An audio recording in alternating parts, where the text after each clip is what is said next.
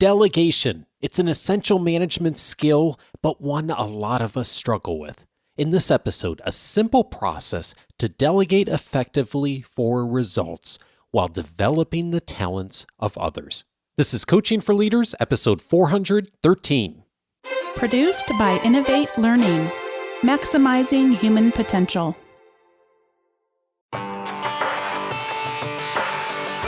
Greetings to you from Orange County, California. This is Coaching for Leaders, and I'm your host, Dave Stachowiak. Leaders aren't born, they're made. And this weekly show helps you discover leadership wisdom through insightful conversations.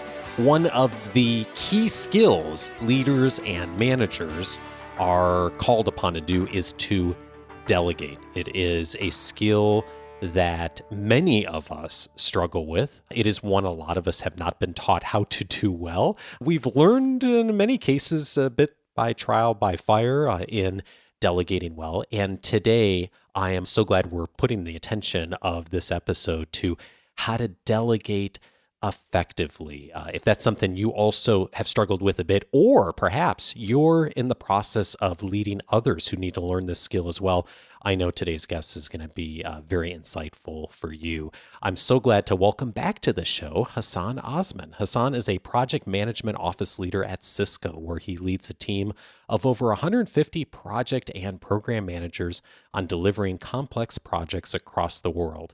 He's also served as a management consultant at Ernst Young, now EY, where he led projects and programs for the largest enterprises. He's the author of several books for leaders, and most recently, the book Effective Delegation of Authority, a really short book for new managers about how to delegate work using a simple delegation process. Hassan, so glad to have you back on the show.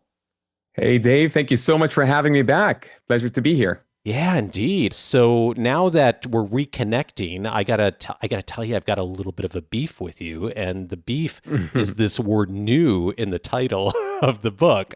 You say a short book for new managers, and the interesting thing is that I've run into so many situations myself too, where as experienced managers, we struggle with delegation. Have you seen that too?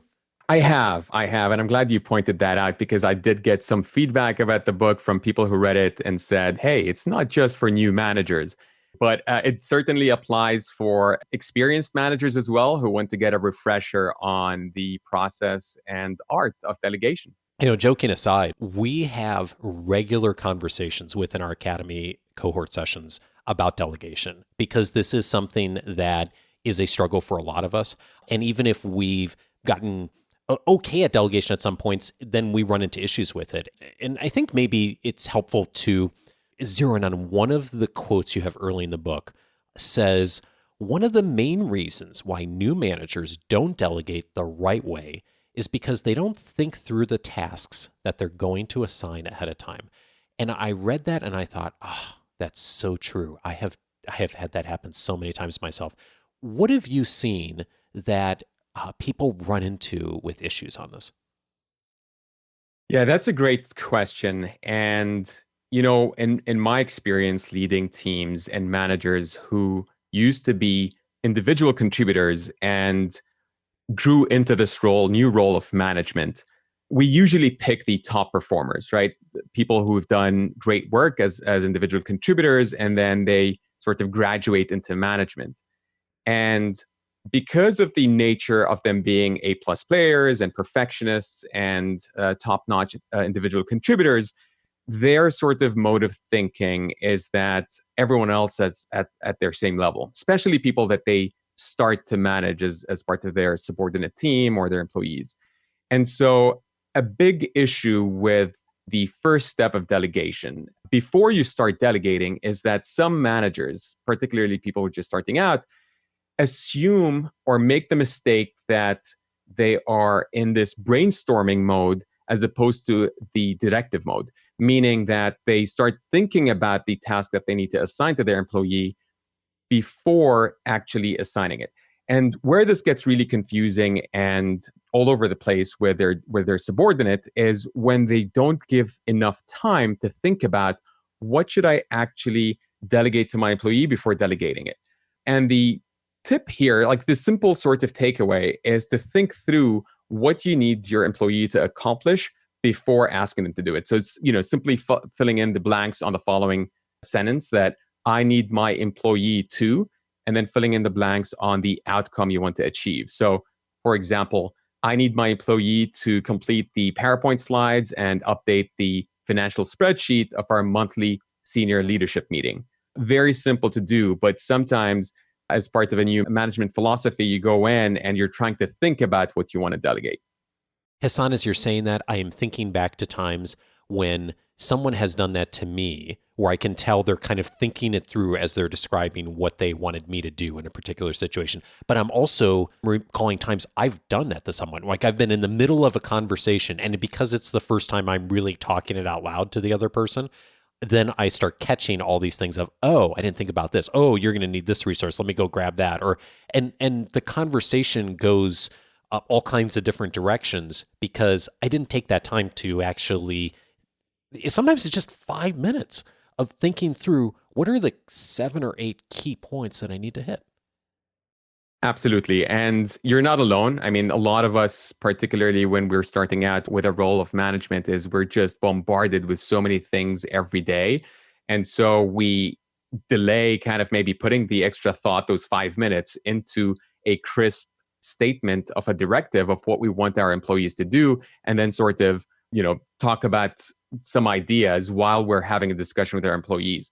And this is dangerous because, the problem is exacerbated because when coupled with the fact that employees usually won't question their manager's request because they want to avoid as being perceived as incompetent, that makes the problem worse. So they're in a brainstorming session, but they perceive it as a directive and they don't want to look stupid in front of their leaders. So they go be like, well, I'll try to figure it out later on.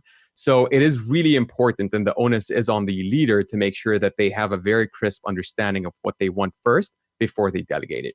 How do you know when you've done that work well? Because I think that this is probably something that a lot of us haven't done as consistently as we should. So you sit down and you spend those 5 or 10 minutes and you kind of write out like, okay, here's what I think I want from person A to accomplish. What's a good checkpoint to know that you've articulated that in a way that's clear and concise? I would say write it down, sleep on it, and then read it the next day. And if it makes sense to you by putting on a hat of someone who's just completely new to what the task is, then you did a good job.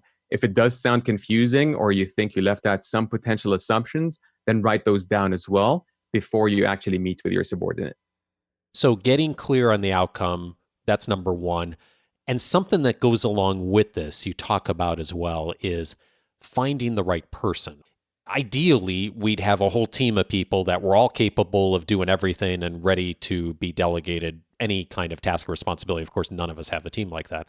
What kind of considerations are you thinking about when you're making decisions about who you reach out to do particular types of tasks?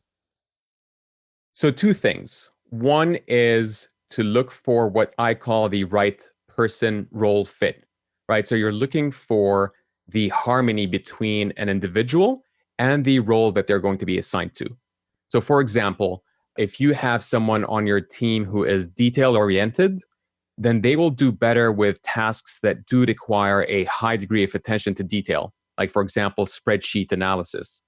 Whereas someone who is more on the big picture thinking side, they would do better with creative tasks, like coming up, for example, with a go-to-market strategy or a marketing campaign.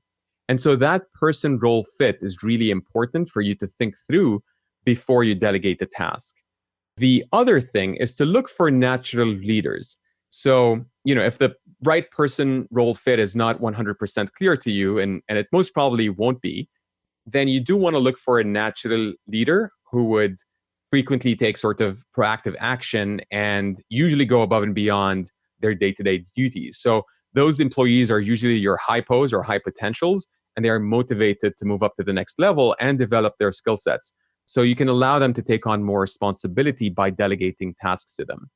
Now, one thing I do want to point out, Dave, is that a lot of managers like to do extensive research on making sure that they assign tasks as optimally as possible. They develop things like detailed matrices or assessments of traits like competence and passion, what have you.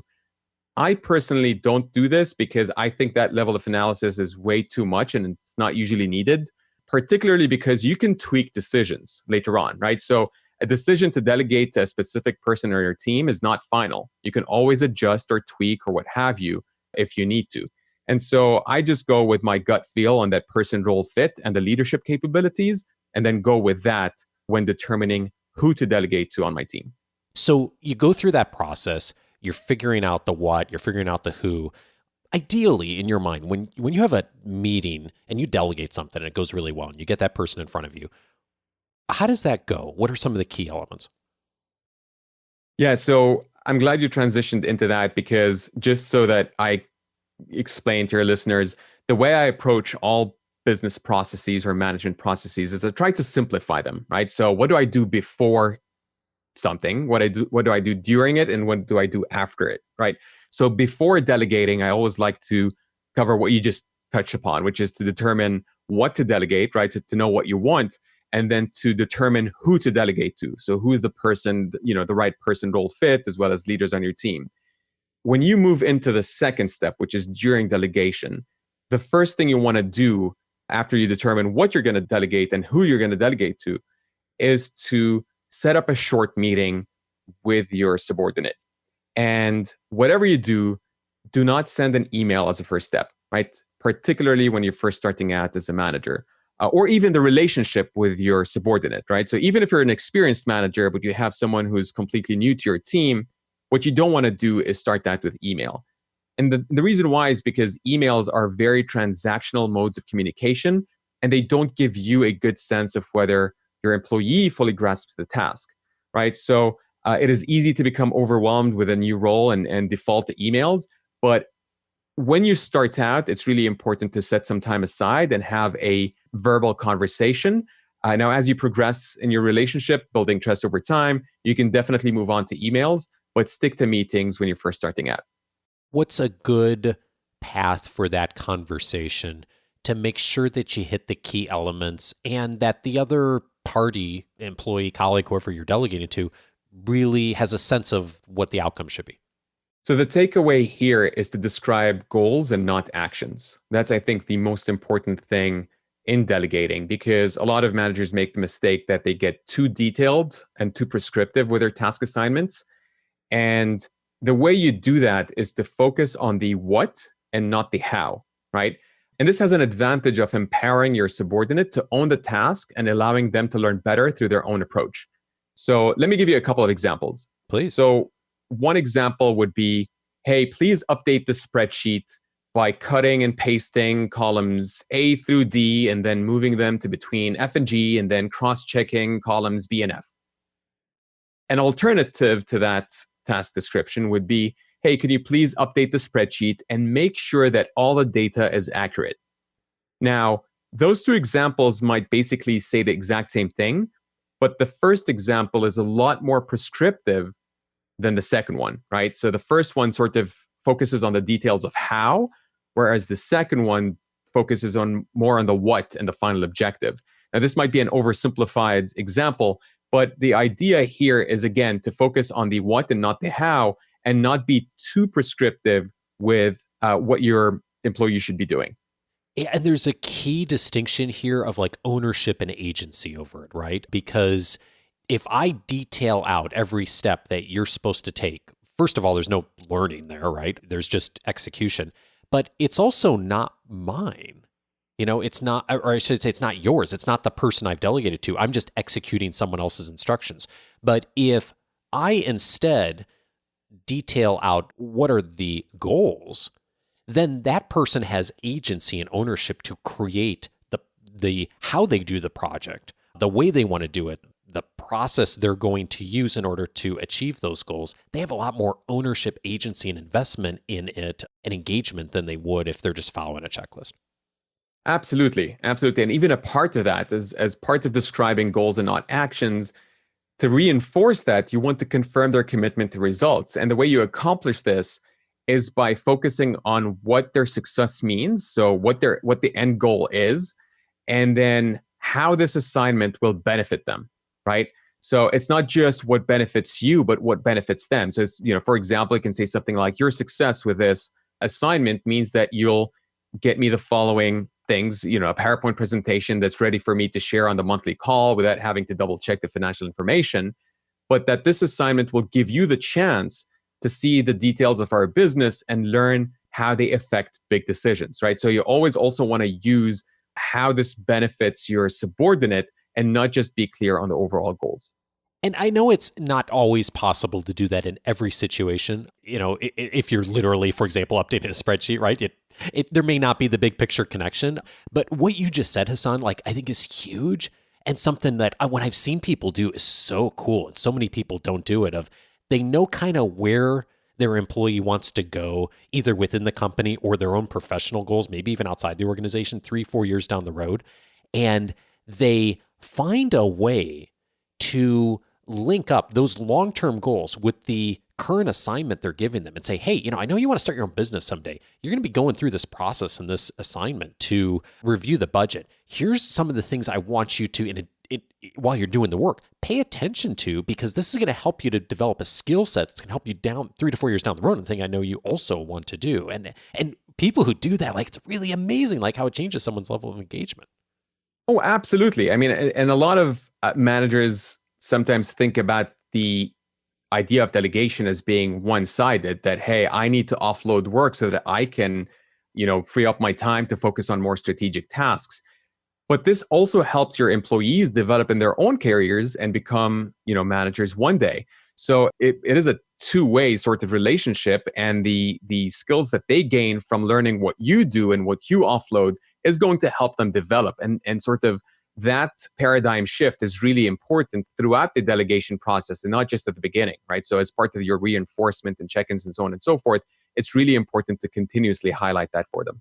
We had an episode recently with Jim Harder from Gallup talking about some of Gallup's most recent findings on the changing nature of work. And one of the biggest shifts in the global workforce is that people really want professional development. They're showing up and expecting that in their organizations. And if they don't get it, especially in this economy, they're going to go find other opportunities. And this is delegation, a huge opportunity to do professional development, right? And to also put together the links for people of saying, hey, this is long-term where you want to go. These are the next steps. Here's a way to do that and make those connections. So it's like you said, I think a lot of times we get in that mindset of how do I offload a task, or I'm overwhelmed or whatever, and we miss the big picture. And it doesn't, if we've done the thinking in advance, it doesn't take that long to make that intentionality clear for both you and for them. Definitely. And, this helps them get the level of exposure and experience. And what better way to get professional development than learning on the job, right? Learning tasks that your superior is responsible for, and then getting some of that accountability on your plate. So another couple of key things that you advocate for when having this meeting is having checkpoints and also setting limits. Tell me more about that. Yeah. So another common issue with delegation is that managers are usually not very specific about a deadline for a task, right? So you want to give clear timelines, because that will minimize confusion and motivate them to get things done. And one best practice is to be specific on deadlines. I'm a big proponent of using clear language when it comes to that. So, for example, if you say something like, hey, please complete this task in the next few days, well, next few days might be construed in different ways by different people. To one person, it might mean 5, and to another, it might mean 15, right? So you do want to be very particular about a deadline and say something like, please complete this task by Thursday, June 9th at 5 p.m. Eastern time, right? And if that deadline is way too far out, you can set soft deadlines, right? To kind of just reduce any potential risks, and you're too worried about them not completing the task on time. So you kind of set a day or two earlier to give yourself a grace period. But more important than the deadlines is the scheduled checkpoints, right? And those are basically intermediate checkpoints to connect with your subordinate and ensure that things are going well. So it's like meetings to go over what has been accomplished up to that point. And the difference between checkpoints and soft deadlines is that checkpoints are about checking in along the way to see how things are progressing, whereas soft deadlines are about giving you a time buffer to make any necessary corrections before the actual deadline. And I'm a big proponent of both, right? Checkpoints and soft deadlines. But a best practice from a checkpoint standpoint is to start out with more frequent ones and then decrease them over time, right? So scheduling at least 2 or 3 checkpoints throughout your task assignment so that you can interject and correct things early on. And if it's a really long-term task, then I would still also recommend that you check in weekly. And then as you progress and build trust with your subordinate, your checkpoints can be spread further apart or even eliminated if you need to. So a newer person, first time doing something, you're going to have more checkpoints. And I'm guessing also there's a question of visibility here too, that if they happen to be working on something that's a pretty high visibility project for the organization or for a customer, that even if it's a more experienced person, you may have a few more of those checkpoints than you might in a quote unquote normal situation. Definitely. I mean, the task complexity and the task impact, if things don't go well, things are going to blow up, would dictate how frequently you need to, set up those checkpoints and how early on you need to kind of just make sure that things are going well so that you have enough time to course correct. I think it's a really good antidote for micromanagement too, because if you do what you're saying, which is at the point where you're delegating the work, not while the work's being done, if you set up those checkpoints of when we're going to check in and you explain to someone, hey, we're going to check in because this is a high visibility project or because it's the first time you're doing it. Then when you check in and you meet every couple of days or whatever you've decided, if you've agreed in advance, it's not micromanagement. It's just we're doing what we said we were going to do, right? Precisely. And it definitely helps with the avoiding the micromanaging, breathing down your neck type management, right? Because that gives them the room to breathe and work on the task before they get back to you and check in. So it helps that way as well. What does setting limits mean? I'm glad you asked this question because I think the biggest takeaway about delegation is, and the biggest complexity in delegation is to describe the right authority levels. And taking a step back just to explain why. So as a leader, you are ultimately accountable for your subordinates' work, right? And so clearly setting the levels of authority is important because you do want to empower your employee to make their decisions, their own decisions, without them overstepping their bounds, right? Because if they do, then it's your head that rolls, not to sound morbid, but basically you are accountable to making sure the work gets done. But you also want to make sure that you give them the right limits so that they don't overstep without coming to you first. Now, you also don't want to go the other extreme where they go to you with every single question because that's debilitating and you don't end up effectively delegating. You really want to empower them to do so. So setting clear limits is about setting limits on your subordinates' decision-making power to avoid any negative repercussions. And this is a lot trickier than it sounds because limits on authority can be subjective and ambiguous. And your employee might run into a lot of unknowns and circumstances that are unforeseen, which complicates things further. So the best way for me to explain how to set clear limits is to give you an example. So let's say you have a budget for a marketing campaign and you want to give that budget to your subordinate. One way would be to say, Sam, the budget for this project is $7,500 and leave it at that. An alternative way of saying it, while setting clear limits, is to say, Sam, the budget for this project is $7,500. You are free to use this money at your own discretion for reasonable purchases without asking me first. However, when you use up the first $2,000, I'd like to do a quick review of the expenses with you before the rest of the budget is used up. Ah, got it. So that way, what we're doing is you're setting a lot more clear and defined boundaries on what those limits are, right? And that sort of verbiage and that example helps define where they can use that budget as long as it's reasonable, and then what the checkpoint needs to be to do a review. And it's really in alignment with what you said earlier, too, of goals, not actions, of you're framing the boundaries, the expectations, the limits, so that you're not going off the rails if something doesn't quite go right. But at the same time, within the boundaries of those, you're not micromanaging. You're giving the person agency and ownership to make the decisions that they need to make in order to get to the objectives.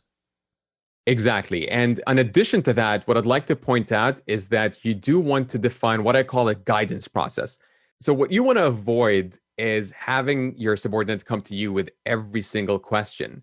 And the way you can avoid that is to come up with this guidance process. And this basically helps avoid the constant interruptions you might otherwise get if you didn't set some ground rules. And the way you do that is through options that they think they should think through before they reach out to you. And it's a 3-step process. Basically, ask them to think through potential options. Step 2 is to come up with a recommendation. And step 3 is to explain why that recommendation is best.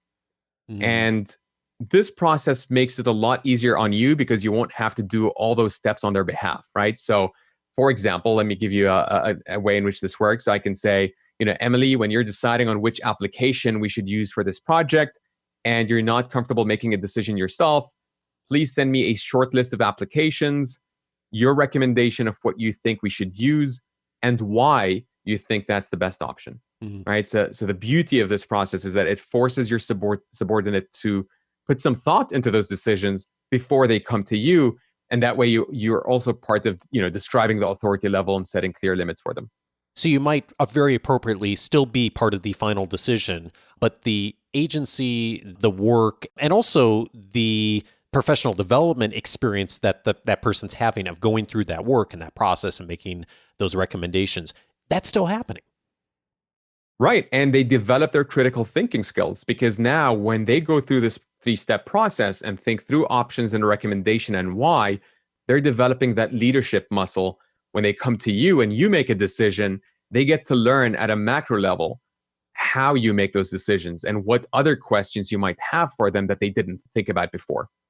One of the things that I really like in the book, and by the way, you're not kidding about it being really short. I think I read the book in 30 minutes or 35 minutes or something, and it's super concise and simple to follow. And one of the things that I really liked was the follow-up email that you sent. So you do use email, but you use it at the end of that meeting of just summarizing what's been said. Tell me a little bit about what that should look like, that summary email after the conversations happen. Right. And I do want to reinforce that it's after, right? So we talked earlier about the fact that you don't want to start out with an email. You have the conversation, you have the meeting, talk through it, get some sense of whether they understand it.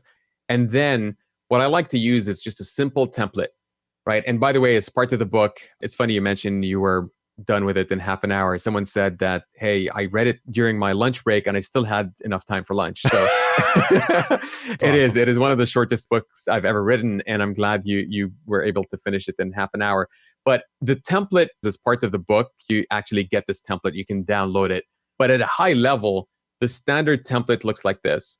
I have a section called task description, which explains in a very clear and direct way what the task is about, what you're looking for, and include any additional information such as format or content or any tools that your subordinate might need. And then after that section in the email, I have the main goal. So I'll have a main goal section, which covers 2 phrases, basically. Your success means ... and then the end goal. And then this assignment will ... and then what the benefit is to the employee, right? So what success means, like defining the goal and not the actions, and then how this assignment will benefit them. And then the third section in the email would be the timeline. So I spell out the section, or I should say the timeline on any specific deadlines or any intermediate checkpoints. So I'll say, the deadline for this is June 10th, but we'll set a soft deadline on June 9th.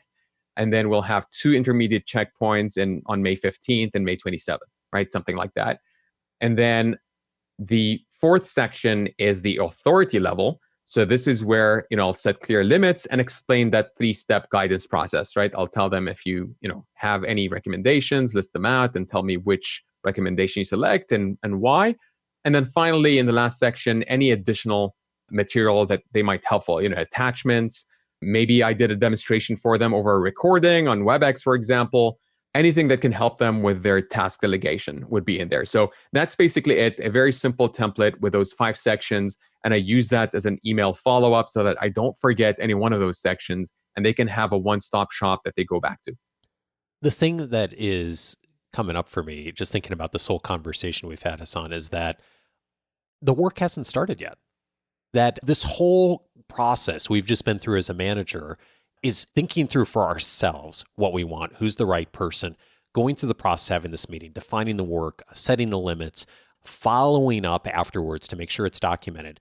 And the thing that I think is a big mistake that new managers make for sure, and even some experienced managers, is that they don't make that mindset shift of now the work of management, or at least in the role of delegation, is my work is helping to define the work. It's not doing the work. So this is the work, right? For a manager, this is the work to really go through and spend the time doing this. It might be 60 or 70% of the work on this project for the manager is before the work ever starts. And that's also, but it's really important work to do. Like that's the call of management for all of us, is to spend time in the space to make these things really clear. And if we do that, and we spend a little bit of time and energy of going through the process you've described here, we are going to save so much time in the long run for people in clarity and communications and things not going right. We've all had a manager delegate something to us that was not at all clear and come back with something that wasn't in alignment because they didn't do these things. It's just a reminder to me of like the importance of investing the time here. Right. And investing that time ahead of time is going to save you a lot of headaches down the line. Right. And this is why it's important to do all that legwork and try to guide your subordinate on everything they might need from the get-go, and it's going to pay dividends. So the book is called Effective Delegation of Authority. We're going to have a link to it in this week's weekly leadership guide. It's a great review for all of us who have had experience managing. And I also think if you're the person who's listening to this thinking like, hey, I've got this down, I do this pretty well, this is also a really great guide for the new manager that you're mentoring or leading and helping them to really get a good framework around this. So Hassan, thank you so much for bringing this resource. And I actually want to ask you two other things really quick. Mm-hmm. So you are a full-time project manager. You work for a really large organization, and this is your 10th book, right? Correct. Yes, it is my 10th book. So the interesting thing that I'm wondering about is, a lot of people have this desire to write, to do something on the side, to maybe start a blog, to write more articles on LinkedIn. I mean, we have folks in our academy who are leaning into this a bit of wanting to, they love what they do and they're going to continue doing what they do, but they also want to do some more writing. I'm just curious, like, how have you done this? Like in all the responsibilities you've got, how have you arrived at a point where you've got 10 books now? I got this question so much, Dave, that I actually started a podcast called Writer on the Side. And I did that because I wanted to share my journey of writing short books for busy managers. That's what I do as part of my hobby in the weekends, weeknights. And writing has been such an amazing exercise, not just for, publishing and writing books, but also for developing my critical thinking skills. And to your audience who's interested, they work full-time jobs and are interested in writing, I cannot recommend it enough for developing your communication style and developing your thought process. You can check it out on writerontheside.com/podcast, where I have all the sorts of links to Apple Podcasts and Google Play and the rest of the platforms. Well, that's awesome. Good for you for doing all that. So we'll link up to all of that as well. And I know we have folks in our audience who are really wanting to do a little bit more writing, and it'll be just a great resource for them. So congrats on all of that. It's super exciting to see what you've done with it. And so last question, as you've been going through this journey as a leader, as a writer, as a manager over the last few years, and you've been getting things out into the world, what have you changed your mind on? Because of course, leaders are always learning and growing, right? So as you look back, what's different about your thinking now than was a few years ago? I love that question, Dave. And really, it's hard to kind of pinpoint it to one thing. But the first thing that comes to mind is that I think my communication style improved, where I'm a lot less verbose today than I used to be. And the reason why is, and this is sort of a tongue-in-cheek comment, that I think everyone these days has ADD, or attention deficit disorder. And the reason why is because we're just bombarded with different communication modes every single day, text messages, email, social media, LinkedIn, Facebook, what have you. And so people have very short attention spans. And so as part of my own communication style with my leadership team, I had to put a lot more effort into being as precise and concise as possible, right? You want to think short sentences, strong verbs, and get to the point as fast as possible, because otherwise people doze off. And really be a lot more direct with what you want, while being diplomatic, which is a very hard skill to do. And I'm still learning. I think there's still a long way to go. Hassan Osman is the author of Effective Delegation of Authority, a really short book for new managers about how to delegate work using a simple delegation process. Hassan, always a pleasure. Thank you so much, Dave.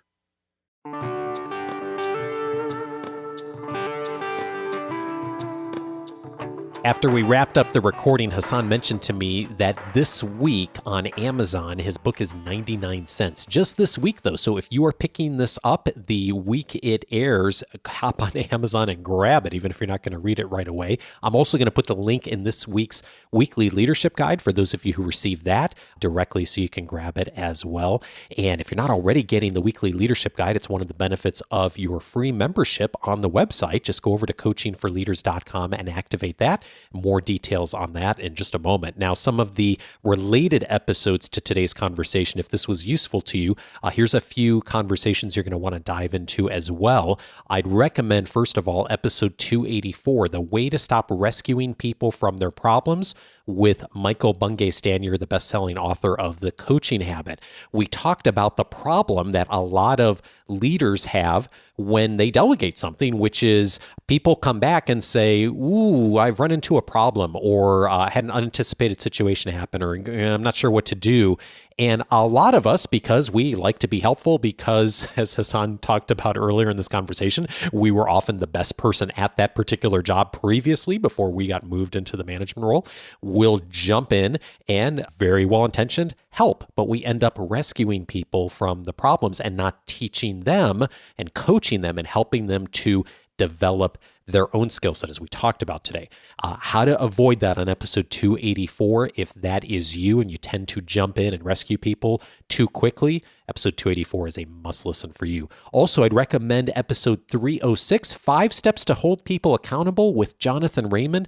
During that episode, we talked about how to really frame accountability. So when things aren't quite working, and if that happens in the context of delegation, where do you start? And you start with the mention, as Jonathan talked about in that episode, and then there's 5 key steps to walk through. By the way, you can not only use that in the tough situations, but you can also use that in recognition. It's a model that works both ways. So if you're looking for a great framework for that, I know of no better framework for accountability than Jonathan Raymond's on episode 306. And then finally, I'd recommend go and listen to the last conversation with Hassan in episode 234, Start Influencing Virtual Teams. Of course, so many of us are working virtually these days. My entire job, in fact, in hosting the Coaching for Leaders podcast and facilitating the Academy is almost entirely virtual. As I know many of you, that is the case as well. But even if it's not entirely virtual, almost certainly you have people on your team that are virtual, people who report to you, people you report to. Lots of strategies in episode 234 on how to navigate in the virtual world and how to influence effectively.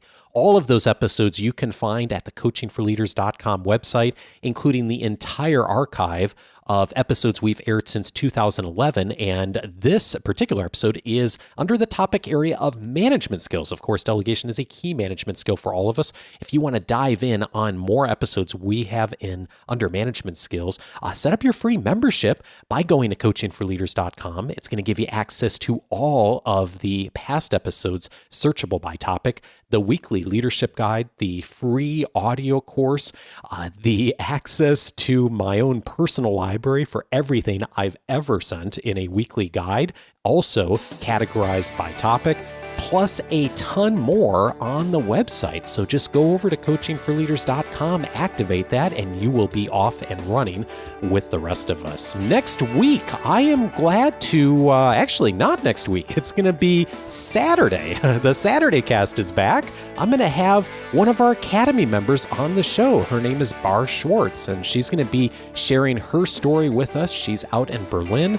She's going to challenge us to have permission just to be ourselves. She's going to share a bit about her journey, what she's learned from the show, the Academy, and some great things she's doing in writing as well. So watch for that this coming Saturday, and of course the next regular episode next Monday. Have a fabulous week. See you Saturday and Monday, and I look forward to our next conversation. Take care.